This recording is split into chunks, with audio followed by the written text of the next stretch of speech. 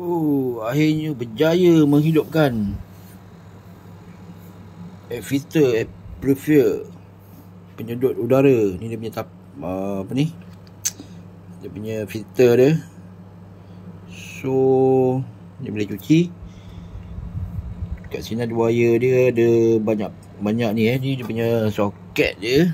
So, kalau ikut daripada ke soket dan ngam dengan kereta dia, dia ada 3 level. Satu slow, pertengahan, yang ni paling kuat ni. Memang berasa lah angin dia. So, kita akan tengok kereta apa dia yang menggunakan kereta, yang menggunakan barang ni 240SX Nissan Silvia S13 So macam ni lah. Just another name to Ton Silvia Bull. Okay, tadi aku dah scroll memang ada dekat Silvia tu, memang ada pakai. Jadi ni item untuk Nissan Silvia, tapi dia kita boleh custom dia lah. Boleh custom dia jadi pasang kat mana-mana je lah. Ini pasang kat bilik boleh ni kalau ni. So agak-agak memang lepas ke city ni. Memang letak kat belakang tu memang cantik lah Silvia guys. Alright, so kita tengok angin dia kuat guys Dia berasa lah letak kat belakang Okay, ini kereta dia. Ini kereta dia dah modification. Dia cari brother ni, dia cari barang-barang rare semua Okay, kita tengok apa yang dia cari. Okay, ni semua part-part yang dia cari lah.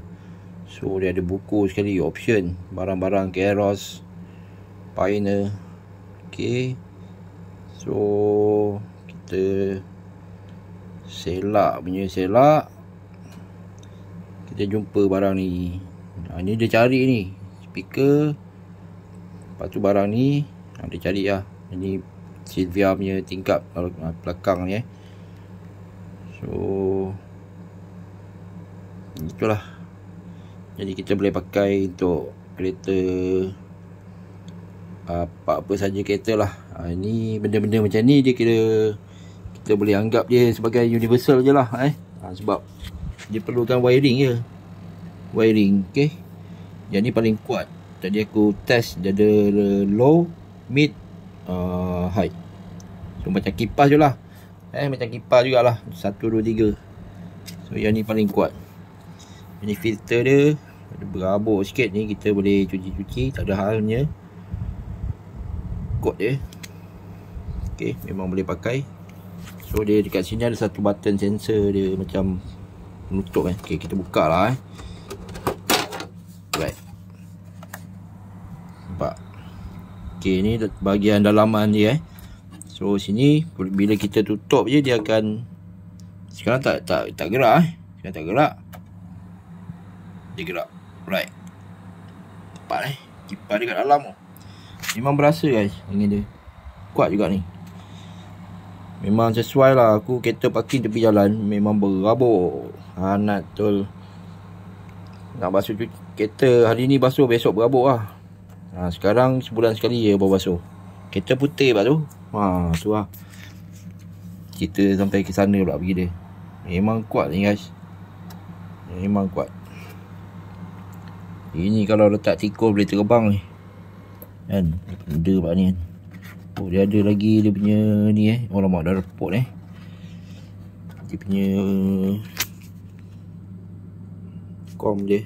Okay, ni kita tak buka lah.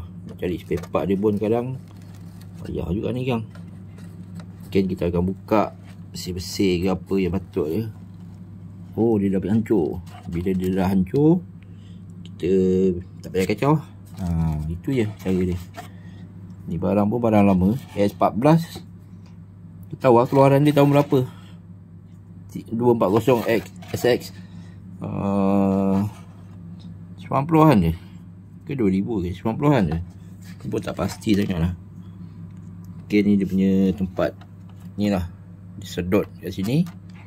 Okay, letak kat papan belakang tu. Okay, kita tekan je.